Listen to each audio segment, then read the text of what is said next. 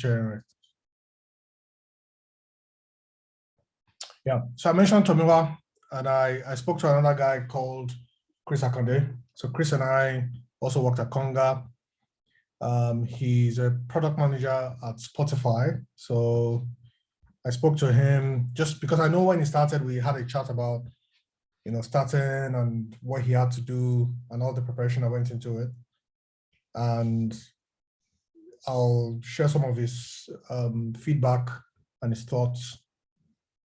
The key thing here, if I'm just going to summarize it, is when you get a job, the job is not the end in itself. You need to really prepare to be successful, and you need certain tools. Outside of the technical tools that you typically use, you need other tools to help you navigate the work environment. So that's the summary of my talk. Afalakemi, I need hosting right again to share. Okay, I'm the host. Okay, so I'll share again.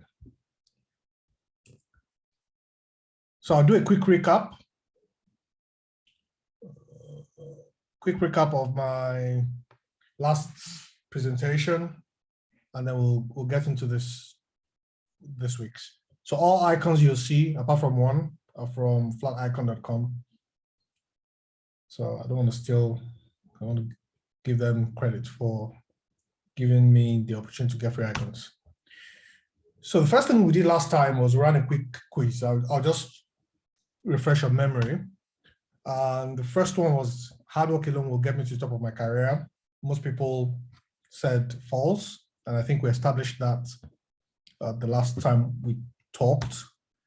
Then this one is, harvest is the time when I can relax and enjoy the fruit of my labor. Many people said true, but the reality is when you harvest, you actually do a lot of work as well. So probably false. You have to put in a lot of work at harvest. Then workplace politics is bad. Most people said true, but if there's anything we learned last time, is that you just have to be very aware of workplace politics, and politics itself is not a bad thing. It's just the way the world works, and you need to learn to navigate it. Unfortunately, many people hold this view that it's a bad thing, so it stops them from achieving their potential because they run away from it. But there are positive ways of engaging politically. As long as my manager is happy with my work, I will get promoted. No other person's opinion matters. So again, this is false, it's fine. To make progress in my career, I need to learn how to suck up to the boss. So most people said false. I agree with this one as well. So quickly, power tools. This is like the roadmap. You prepare, you observe. I think we stopped at observe last time. Then words, execute, retrospective. Words is communication. And then it's not a linear framework. You use it throughout. And it's useful to me the same way it's useful to you. If I were to start a new job today, I'll use this. So preparation, we talked about knowing your company, preparing yourself, and how you introduce yourself, how you want to be known across the organization, and how you develop some form of subject matter expertise in your area, your specialization. In knowing about the company, I talked about the 3 C's. Again, the recording of the last presentation is out there on YouTube. You can go check it out. So I'll just run through and I'll go to today's topic. So we spent a lot of time on Observe, I think because of the political nature, because quite a few people are facing some challenges at work or they faced in the past with their careers and all that. So what I've done differently now is I have referenced some of the models I used. So this one is by Gary Johnson and Kevin Scholes. And this is the Culture Web. So you can check all this out. This one is by Kim James, Simon Badley, and Simon Aroba. And this one is I've forgotten the name of the model now, but basically it just talks about political awareness in the organization. And this one is by Olatokunbo Fagbamigbe, unpublished. So this is a good one to help us get into the next one. So now the challenge that I found is that at work, There's perception, the way you're perceived, and there's your reality. So when you're ideally, you want your perception to match your reality. And you want to be here. So when your perception of your work, of your person is positive, and the reality of your work and your person is positive, then your career is usually on a good trajectory, moving in a good direction. When your perception is negative, but the reality of your work is positive, you are in this frustrated zone. You don't get promoted. People don't think you're hardworking, but you are really delivering. Other people are taking credit for your work. Many people are stuck in this zone. So you need to learn how to change the perception of your work so that you can move up here.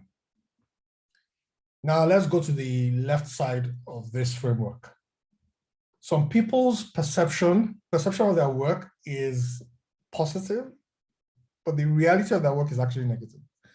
So these are the people that are very political. They suck up, they manipulate the system, manipulate people. They do anything to get ahead, usually here. And sometimes they go very far. So I'm not necessarily saying they don't go far in their careers, but it's not really a good place to be. They use people, they stab people in the back, they use and dump people. And there are examples of that in the real world today. Actually, maybe over the last few days as well, as we've seen people in the real political world do this. And then when the reality of your work and the perception of it is negative, then there's a chance somebody's just going to get fired. So you want to move away from here, you know your job, you want to move up here. So this is your destination. Your perception is positive, your reality is positive. You make friends, there's a positive vibe about you. People like you at work. You don't need to manipulate anybody. You don't need to suck up to anybody. Your work does speak for you, but not just your work. You also know how to present your work so your work is in the positive light. So the saying is perception is reality. I heard it from somewhere. So this is not I didn't make up this quote, but I made up this framework or this 4x2x2 matrix. I did a quick check. No one has done it. So I'm going to claim ownership of this invention until I'm proved otherwise, but it's unpublished. So, and one way of making sure that the perception of your work is right is you need to know your stakeholders. You need to know who's in the room when your work is being discussed. And you need to know how to present your work to them. What do they need to know? It's very important. So this is your destination. You don't want to be stuck here. You just be frustrated. And trust me, I've been here before. You'll be frustrated. This side, this guy will usually also get promoted. Sometimes they even get promoted faster than these people. But I'd rather be here than be here. This requires a lot of hard work as well, but negative hard work, scheming, planning, stabbing people in the back, sucking up, losing your humanity in the process. And here, it's just not where you want to be. You're in the wrong job if you're here. So ideally, this is where you want to be. I hope that helps. Okay, so let's talk about how to improve your perception. Words, like I said earlier, words is basically communication, but it doesn't fit well when you spell power. So I have to use a word that starts with W. Right. So, and this is really, really simple in a way, but people don't, usually many of the things we need to succeed in life are right before us. They are obvious, but we don't know how to just use them. So how do you communicate at work? You send emails and reports, or you send messages on, nowadays, there's a lot of chats, opportunities to send chats, Slack, WebEx. I don't know if people still use Skype, Microsoft Teams. There's a lot of chatting going on at work. Even WhatsApp. Some companies now use WhatsApp to talk to their bosses. There are meetings, and there's a lot of informal conversation. And what I have learned is many decisions get made in these informal settings. So sometimes if you're not outgoing, or if you're outgoing, but for whatever reason, there are certain things you don't do socially, you may find yourself you may think you're at a disadvantage here just because you're not engaging in this informal world. So let's try and unpack and take this bit by bit. So I've got about 45 minutes. I'll try to finish in that time. If I don't, we'll have season 3 of this talk. I love to talk anyway, so I think it's fine. So first thing is email. So if you do a YouTube search on how to write good emails, you'll find lots of videos, and I really advise you to do that. I can't cover all the things you need to do. So sometimes people write emails, and those emails will have spelling errors. They won't, the grammar will be poor. There'll just be lots of things wrong with the email, or even a report. Nowadays, life is so simple. There's something called Grammarly. I don't work there, I don't have shares there, but it works. And there's a free version. The free version requires a lot of hard work to use it, but just use it to spell check and to check your grammar so that you're perceived positively. I used to work with someone, I don't know whether I said this last time, who couldn't write a decent sentence. And I told this person, I said, look, this is how you're going to be seen throughout your career. You have to write reports and emails. And I told them about Grammarly, they worked on it. Recently, I've read some of the posts they've written on professional social media networks, and they've written quite well, and they seem to be doing very well in their career as well. And I think it's because they were able to take that feedback. So the way you write can make or mar your career, basically. And so there's just some basic tips here. One is keeping whatever you're writing simple and short. So nobody's going to read a 20-page email, for example. If you just learn to convey your message in a very short, simple email. And one way of keeping things really short and straightforward is to use bullet points. If you have to, and if you can, find a way to introduce data. If you're having an argument, or if you need to convince your boss or even your colleagues, find a way to get data to support your argument. It might mean by running a survey, finding an authoritative source of data. Where possible, just like I have tried, I'm not going to claim my presentation is the best, but you can see I've tried to use pictures, charts, icons where possible. Sites like Flaticon help. They say a picture is worth 1,000 words. So for example, if I go back to this, it's so easy for me to explain what I wanted to convey here with this diagram. People get it. This diagram, I think it was originally an academic paper. You can read the entire academic paper, it's a lot of words. But a simple diagram, this picture conveys the message quite accurately as well. And the same goes for the culture web. The culture web is an entire chapter in a book, but this tells you what a culture web is. So pictures are powerful, so use them where possible. And like I said, check your spelling. Now, meetings. So in a social media world, one of the things that is likely to happen is that you'll be in a room and you won't be there. You'll be there in body, but your mind will be somewhere else, or you could be on your phone. So a few tips about meetings is don't go into any meeting if you're not prepared for that meeting. Know why that meeting is being called, know the agenda, prepare yourself to ask a question. Sometimes, so I spoke about Chris. So Chris and my wife started work at about the same time. And I remember Chris calling me to say, hey, I'm starting at Spotify. Do you have any thoughts, any hacks? So we had a conversation. I'm not saying I helped Chris in any way. We just had a chat because my wife was also starting a job at the same time. I said, hey, here's what my wife has been reading and conversation I had with my wife. So Chris gave me some tips. I passed the tips Chris gave me to my wife. Chris recommended a book called, I think, in 90 day, something about like your first 100 days or first 90 days on the job. So my wife had heard about the book as well from one of our mentors. So it was just really good.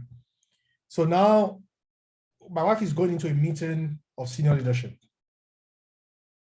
Throughout the evening, she's thinking, and we're brainstorming, what kind of questions can I ask? So I don't know a lot about her business. And obviously there's some confidential stuff as well that she can't share. But she's telling me, who are you meeting? Then she goes on, reads the company's annual report, reads information about the priorities of the company. And then we brainstorm and say, oh, why don't you ask this? And she said, oh yeah, maybe I'll ask this one instead. So she goes, so to attend a meeting she's not preparing for, which is maybe someone's 45-minute presentation, she probably puts in maybe 2 hours of prep the day before. She goes into that meeting, waits for an opportune time, asks a question, and because she spent so much time preparing, the question is often well received. It's put her in a good light. And I'm proud to say that in a year, my wife was recently promoted last week. So it's not it's not an accident that those things happen. It's because someone actually put in a lot of work. Now, the things she's done in the past year that has gotten her promoted, it's taken her a long time to learn that this is how you get on the job and you move ahead, right? So going into meetings, go prepared. And when you go into a meeting, make sure you're not a passive contributor. You're not just there to sit down and occupy space. Prepare to ask a question, contribute a thought, an idea. If someone says something you don't understand, ask. This is how people will take notice of you. If you are always quiet, too afraid to make a mistake, too afraid to ask a stupid question, nobody will ever know you. Which is why in your first week on the job or first week or two on the job, don't be afraid to make mistakes because that is great. Everybody knows you're new. So even if it's a stupid question, it's a welcome stupid question. People are eager to help you. And that builds your confidence with communication. Right, okay. So I hope that helps. Then when you go into meetings, please take notes. So I learned this the hard way. I'm not really good with note taking. And I know nowadays people want to be appear too smart with phones and laptops. I still prefer my old notebook. With notebooks, you can draw, you can do mind maps, you can take notes easily. Also, I think in a way, maybe it's just old school, but I think people think you are more in the meeting if you're writing notes instead of just typing on the computer or typing on a phone. So, but just go in there, be present, don't travel, try not to doodle too much. Some people go to meetings and they just doodle and people think they're not there, and prepare to contribute, listen, and ask questions. Right, so this is where the real work is.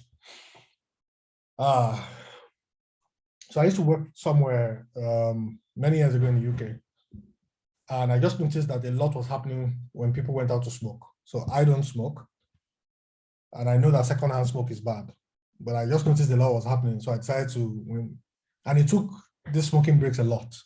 So I joined them, we'll have the chats, but I noticed people were talking, like some decisions were being made. Resources sometimes were being negotiated. And sometimes it was just pure banter. So I started when I noticed people gathering together, I'll join them.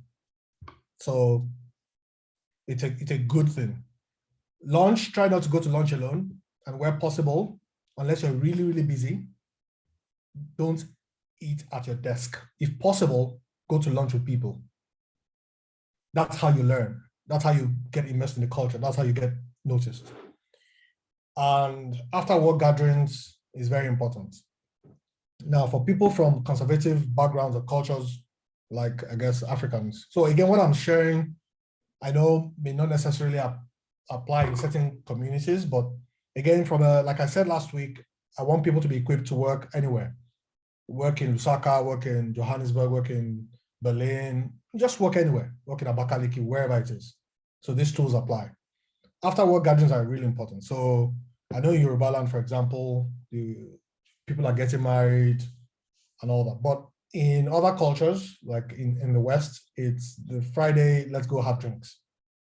So in some of these cultures, drinking is a big part of their culture. And sometimes they drink until they get wasted. So if you're from a conservative background, or you don't even drink, you may find this very odd. But there's absolutely nothing wrong in you joining them.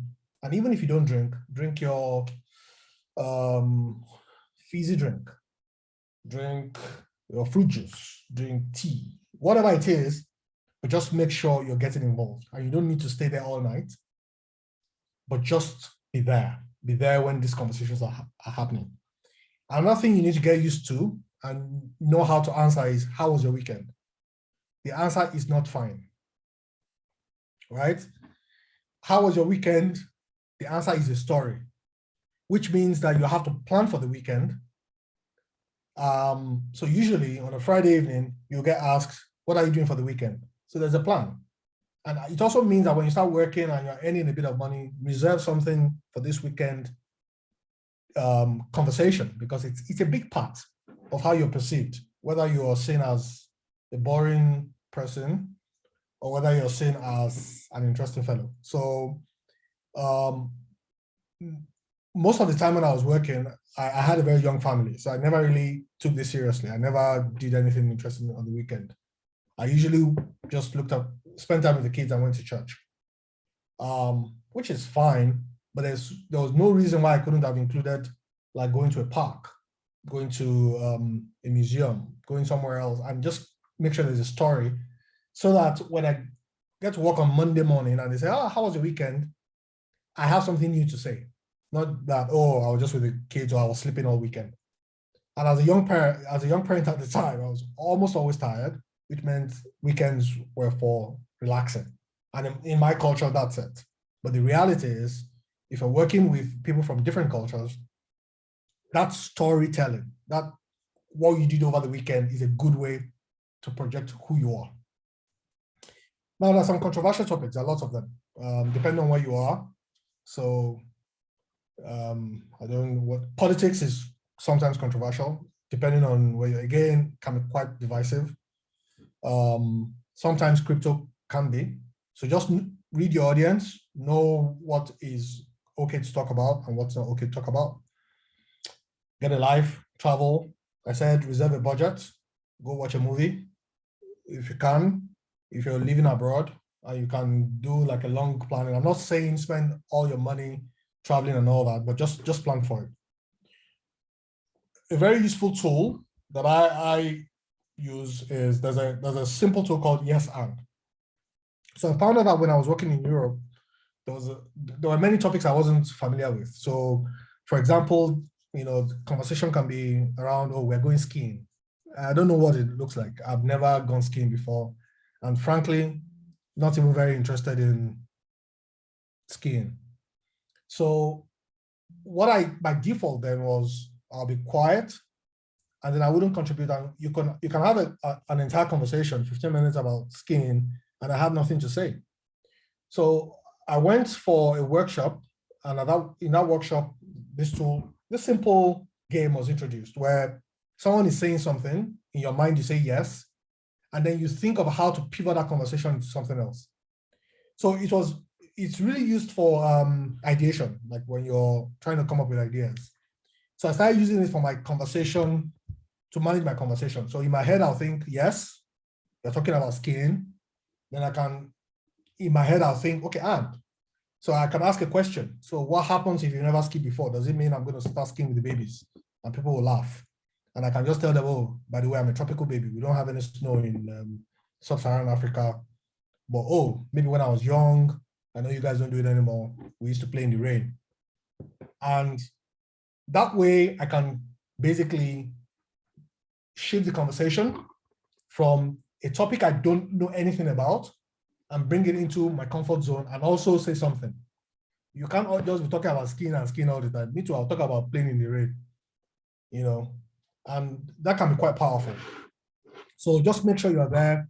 Don't be shy about your background or some things that appear to, that you might think are not important can actually be quite powerful. I remember I was talking to this lady who's from Spain, and she asked me, she said, "Oh, how was it like growing up in Nigeria?" And I said, "Oh, I grew up on this dusty street in Ibadan." And I just told her, oh, that after the rains, like as an 8, 9 year old, I'll get like slippers, I'll put them in the gutter and we'll race. Then I told her how we used to make build sand castles from the sand, and we use the broken colored glass and sweet wrappers to we make a hole on the castle, and the lights we use the broken glass or beer bottles or whatever and the wrappers to decorate the castle. So I was just saying all that. I didn't even think much of it, and she kept looking at me, and after a while she said, "Wow." I was wondering, why is this woman saying wow? I grew up on a dusty road in Ibadan. And she said, "You do realize for me to do that, I'll have to travel X number of hours to the beach." I had never seen what I thought was something I didn't really want to talk about. I was shy about it. It wasn't cool to grow up on a dusty road. I'd never seen it in that light. And suddenly it became an experience. It became something someone else envied. What I kind of didn't like, or almost even hated, now became something I had to talk about. Granted, this is someone who was a bit more open-minded, who didn't think I'm some African hanging from on top of a tree. But talking about it actually created a completely new experience. And I think that's powerful. Right. So I think I've now talked about how you communicate through meetings and all that. The other thing is you've got to be strategic in your communication. You need to know the people that have the influence over your work, over your career, and how much interest they've got. So I never used to see this tool in this light until someone just mentioned it, and I thought I saw it completely differently. So this is something you can do at home. So you've got a team of people, you've got your manager, you've got your manager's manager, you've got other managers who are your manager's peer or peers. You can figure out, okay, what do these people need to know? How powerful are they? And power is not always in the job title. A good example for the Nigerians is we saw a political party where the vice president was a member, and someone who wasn't necessarily in power basically got 60% of all the votes. So power is not always in the job title. So you need to find out what describes power. Sometimes it's the secretary. Sometimes it's the guy who moves the files. Know the powerful people and know what they need to know. And you need to come up with a strategy. How do you manage them? How do you inform them? At work, who needs to see your report? Who needs to know what you're working on? Who needs help? Who can you unblock? Who can you? So a question I found really useful is what keeps you up at night. So if I'm speaking to maybe my manager's pair, for example, I occasionally will ask them, hey, do you mind? Again, maybe some African cultures, this may not necessarily work. But like working in Europe, you could ask them once in a while, do they mind like coming out with you for coffee? Or you see them at the water cooler, or they go out for a smoke, and you can just have the conversation. And when you have their attention, what are they working on? What can you help with? What keeps them up at night? As long as they're not using you to sabotage your manager, it's a good conversation to have to know how you can help them. So this is the power and interest matrix. Power is how powerful are they? Interest is how much interested are they either in your project or potentially in your career. and you can decide how you communicate with them, or even sometimes what you need to keep away from them as well. Right, so we're now on execution, but it's 5:35. I've been talking for a while. I think I'll pause to take questions. So if anyone has questions, do you want to ask now?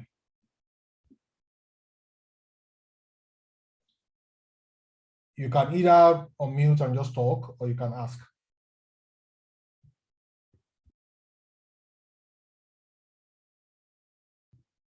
If there are no questions, I'll proceed. I have a question. Yeah, Can you hear me? Yeah, I can hear you. Okay. You mentioned something about the smoke break and then not being controversial. So what if I'm in a kind of that situation? I don't smoke, and then I don't want to smoke, but then I'm in a kind of this environment where they are always smoking, and at some point they would see you as controversial. What should you do to like keep who you are and then not be seen as being controversial, being like the Jew guy in the midst of everybody? So when I say don't be controversial, I'm like, so basically someone smokes, right? The society already judges them. So I don't need to judge them any further.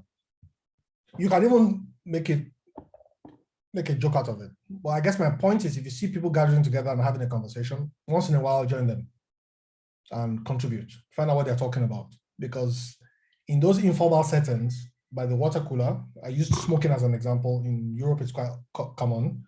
But sometimes in other places, it's when they're getting, who wants tea, who wants coffee, or they're going to lunch, or you just see them around the water dispenser, like getting water, and 2 or 3 people are there, and the water, getting water becomes a 10-15 minute affair. Then there's obviously going on there. So it's important to sometimes get in there, have a chat, don't just be seen as the person who doesn't contribute. So when I say join them, I'm not necessarily saying smoke. Smoking is bad, and you need to be careful as well, even when you're taking secondhand smoke. It's even said to be more dangerous than the actual smoking. But just have a plan to participate in conversations. Don't always talk about code, approving your PR if you're a software engineer, or not only technical things, right? Let the conversation be beyond just technical things. So Ugo says I should talk about building a rapport in a remote setting. So I think with this one, so the workplace has become a bit more difficult because a lot of people are now remote. So I'll just say that come up with ideas on how, again, ask people for quick virtual coffees, really important. There's no reason why you can't ask people when they have 10-15 minutes just for a quick catch up. Maybe it's even easier now that now everyone is online. So your manager might be behind a glass wall, or your manager's manager might be behind a glass wall, but you can send them a message on Slack and ask them if they'll have 5 minutes over the next week or so. And if they don't answer, ask them again. Don't answer, ask them again. And if they don't answer, you can leave them alone and go somewhere else. But I think nowadays, almost someone is in transit and on mute. So if you can please mute. Yeah. So, and then with online conversations, find a way. You can be the guy who finds out how people are doing what's it called online, games. What kind of virtual games can you play? I'm sure if you search on YouTube, there's almost nothing in this world you search for on YouTube that you won't find. So YouTube is your friend. Sometimes, I mean, the past, you're going for an interview, search on the topic, on the framework. Somebody has given a detailed presentation about it, and you can use it. It's the same way. Find games. So it's a Friday. How about you suggest that, next Friday, let's do something different. Sometimes people come, they talk about cooking from their culture. That's an idea. Everyone cooks it, and you can describe how the food is cooked and describe it in don't see Pounded Yam just as Pounded Yam anymore. What else does he do to you? So these are like interesting ways of exploring culture and just getting people to understand you and see you in a different light. I hope that answers the question. Any other questions?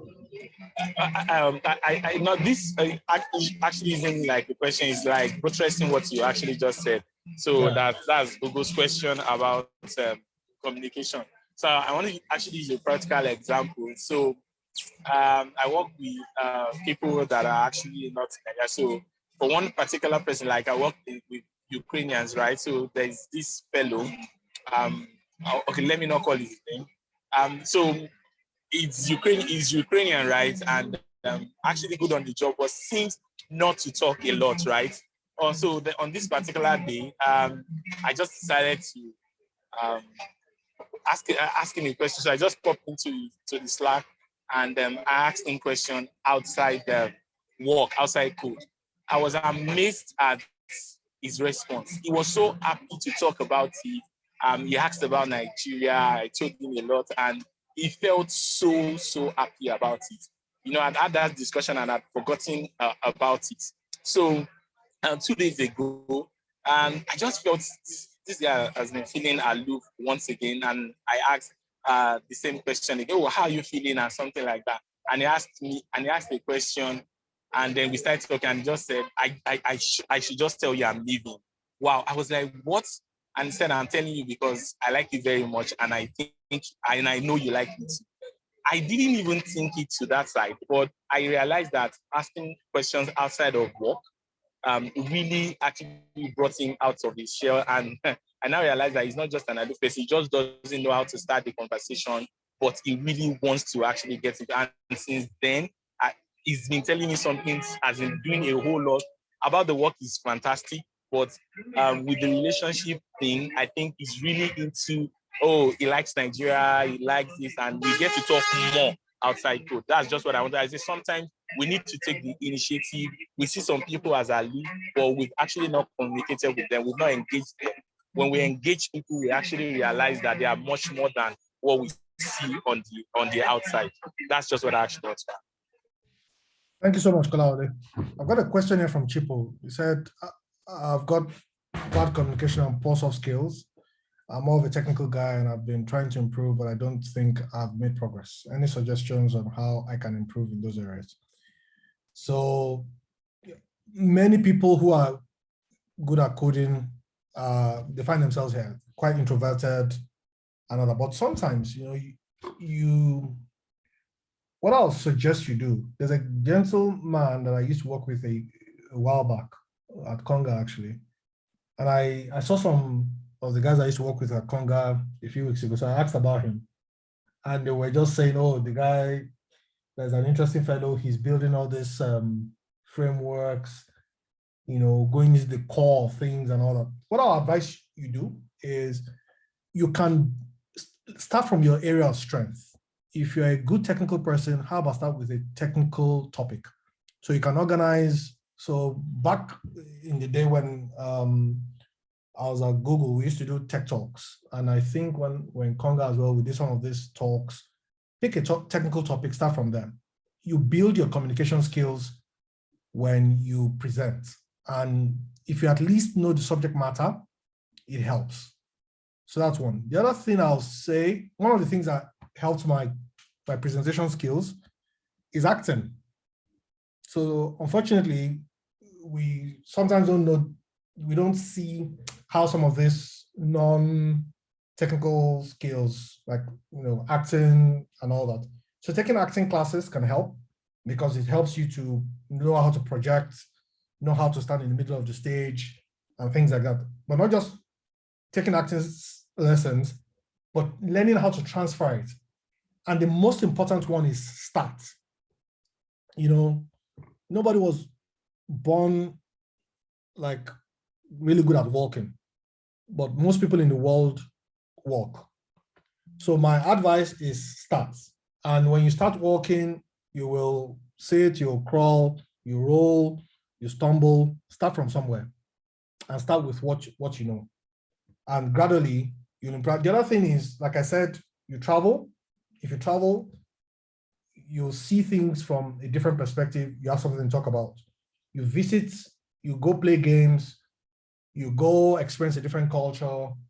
You go, if you're in a country where there's a museum, even in Lagos, there's one. I don't know how many of you have gone there before. There isn't too much in there, but at least there's a Murtala Mohammed's Benz there. You can go and talk about it. You know, there's always something. You can visit somewhere and just narrate it to someone else. That's how you build these communication skills. So if you don't have anything to talk about, then there's nothing to communicate. But if you enrich your experience, I spend some time over the weekend to do something outside of work, then when you come back, you will have something to talk about. And just make sure that when you are talking, don't be too precise or too concise. You know, practice using interesting language, interesting words to describe your experiences. Okay, so it looks like we're going to have a version 3 of this talk. So, but I'll move on to the next one. Execution. So I think the root of all trouble you find at work is expectation management. That's my theory.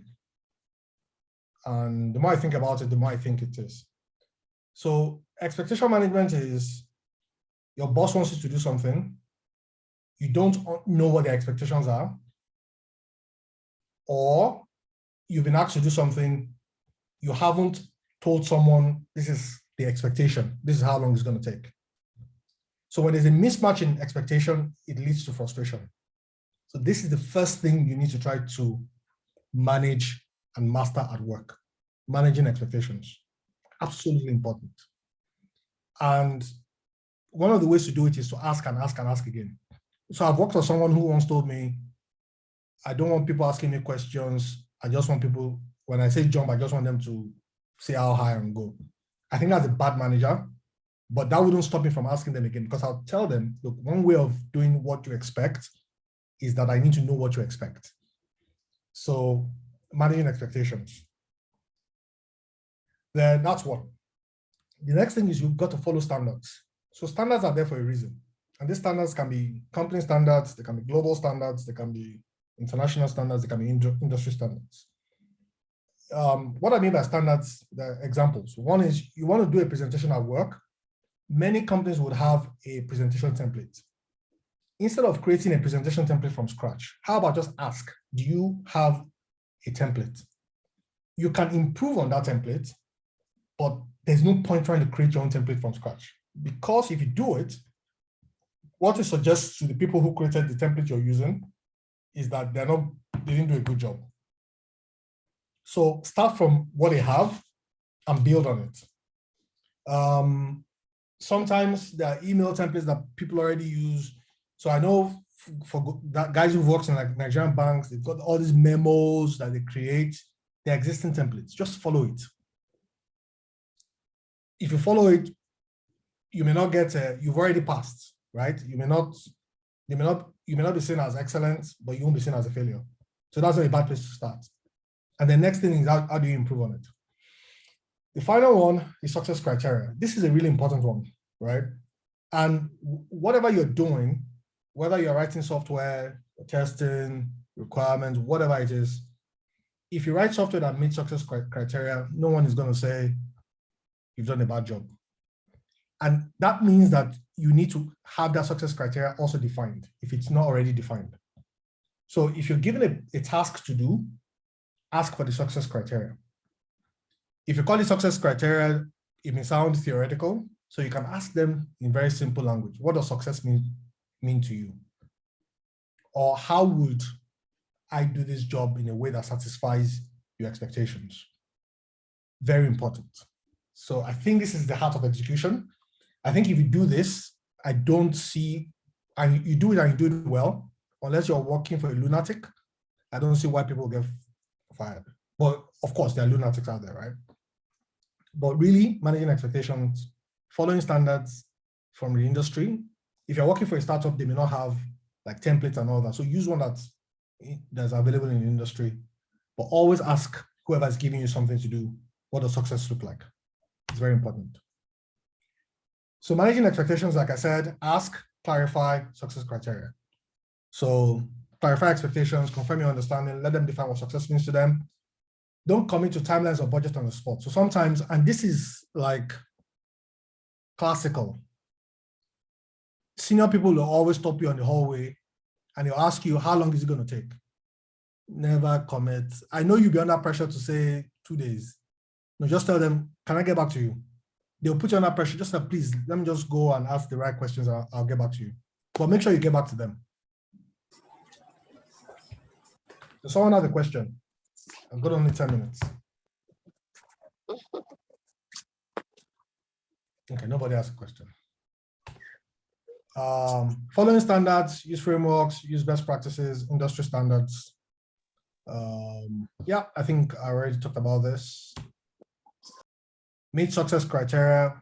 Now, this is really important. Checking your work, testing in software. So sometimes people fire and forget, they write stuff and they will expect the tester to test. You're not creating a good brand for yourself. You know, if you test your work and your work always passes with QA, QA will like you, the feedback will filter to your boss and that person takes their work seriously. Peer review is important. If you do something, have a friend whom you can call to take a look at what you've done, right? That saves you a lot of headache. Always ask for help. Test your work. And when I mean test your work, it also means that when you write a sentence, if you write an email, read it again, proofread, read it a second time. Sometimes call people to read it with you.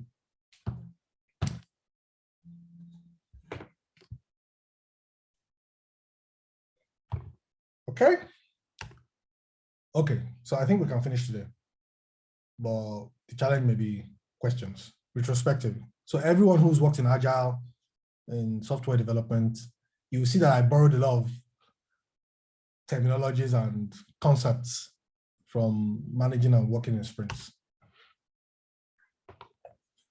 This is, to me, really simple, but we miss it. And I've made a mistake before. In some cultures, feedback is seen as criticism. It is not.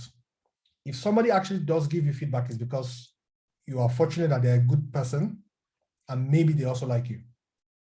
So instead of shying away from feedback, seek it from your bosses and stakeholders, from your colleagues, and then the final one is yourself. But this is not really feedback. So your boss. So if you're in a company where they do performance appraisal, they'll do it maybe every year or every 6 months. By the time you're doing performance appraisal, it is too late. That's it, it's finished. The best time to get feedback is early. From your first or second week, start asking. I used to work with for a lady, really smart, wise lady. She'd always say feedback is a gift. If someone is giving you feedback, it's because they are seeing something in you. And also, like I said, it's also because they're good people and they like you. So don't see feedback as criticism and don't feel the need to defend yourself, right? It also means you can benefit from your experience and benefit from the knowledge of the culture. Like I said, somebody I used to work with who had certain issues with writing correct English, took the feedback, they're in a different place today. Seek it early, seek it frequently, and ask from different people, different stakeholders. All those people I mentioned earlier, your bosses, peers, etc. From your colleagues, always ask.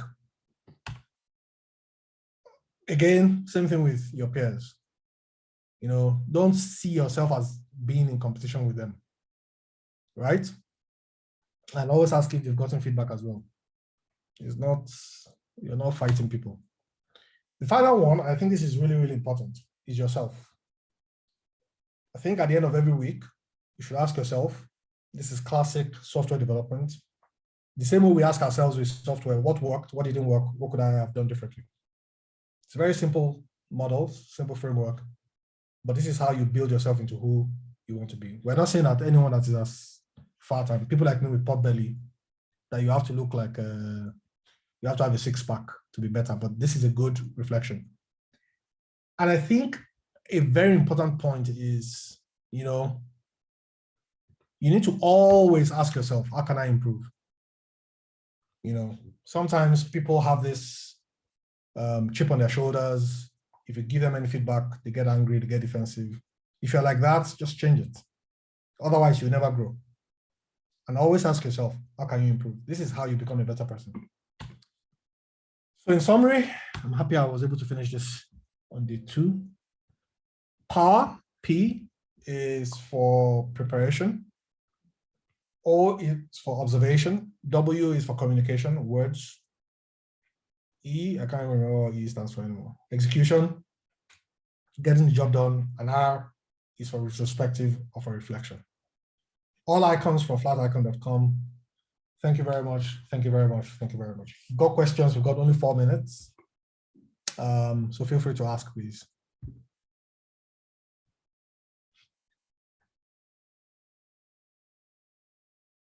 Any questions?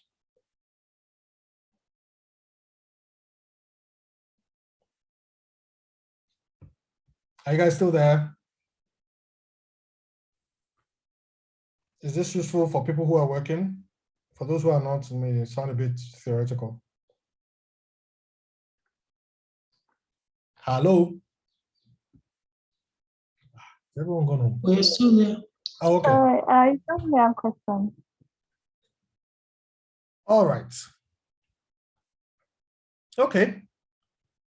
So I think that probably means I've done a good job, or maybe not a good job, of explaining. So again, politics isn't bad. Just make sure that you know how to navigate. Hello, I have something, not really a Okay. question. Yes, this Go is on. Mwansa speaking. Hey, who? Mwansa, Wansa. Okay. yes. Go on. So Mwansa. just to add on what you said about the last point on introspection or just getting feedback. Yeah. Sometimes if it's the personal point that you raised, sometimes you don't have to wait for the end of the week. It's kind of applies to what you said about in a work environment where, for example, your supervisor waits until the end, maybe the end of the month or the end of the year to give you feedback or praise. Same thing applies to yourself individually. You can sit down maybe at the end of the day and just ask yourself, oh, how did the day go? Did I do what I set out to do this day? Was it productive? Is there anything that I could have done differently? What have I learned? So that by the time you're going to bed to rest, your mind will just sit down to digest the information that you learned in the day, and also help you prepare for the following day and do things differently the following day. Absolutely. I agree with you, Wansa. Thank you. So I just want to bring you back to this slide because I think it's powerful. And that's perception is reality. The way people perceive you that's their reality of you. You know, it doesn't matter whether you're the most hardworking person in the world. If you're seen as sloppy, etc., that's how they see you. When they're discussing promotion or new projects, the way they see you is how they'll talk about you in those meetings. How they talk about you in those meetings determine, unfortunately, how far you go within that environment. You can obviously resign and go somewhere else, but the reality is, please make sure your perception, the perception of your work and the reality of your work align. So present it, own your story yourself. Don't let other people tell the story for you. I was in a meeting a few weeks ago where someone asked me to introduce myself. So I gave them a quick summary, but one guy was there and started to tell my story. So in the end, I was asking him why. He said, no. He said, you didn't tell your story very well. I had to. Because, I mean, it was a business meeting, so we were selling. So please, I think this is really important. Just take a picture of this, go home with it, make sure your perception and reality match.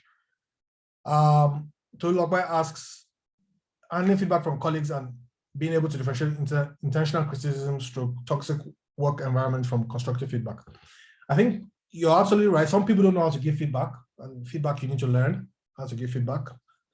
But even sometimes when you're being criticized, while you do not deserve, no one deserves, nobody should be rude or talk down or be condescending to you, but just take what you can from that. Even if you object to how they're talking to you, you can just think about it. Is there any truth in what they've said? Because at the end of the day, if you're better, you're better. That's for you. But I'm not encouraging you to take bad behavior from people, being treated badly from people. But please, please, please take feedback. And if people are bullying you in the name of giving you feedback, let's stand up for yourself as well. But if there's a way for me to summarize the entire presentation, is the perception and reality. And I want you guys to be here, where the way your work is perceived and the reality of your work is they both align. You're not frustrated, you're not being manipulative, you're not being fired, you're just heading to the moon. Thank you very much. And see you again when I have some new thoughts on how to. Thank you, sir. Really indeed.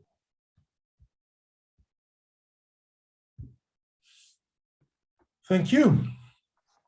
Thank you so much for coming, everyone. Bye. Thank you, Toks. Afalaka, I'll hand over to you so you can wrap up and give any announcements. All right, thank you, Toks. Thank you, everyone, for joining the session. I'm sure we've already written some things down, or we've had some things stored in our memory. And we'll communicate the next AMA session that we'll be having on the Slack channel. And I hope everyone has a great week. Thank you and have a lovely weekend. Bye. Bye. Enjoy your weekend. Bye. Bye.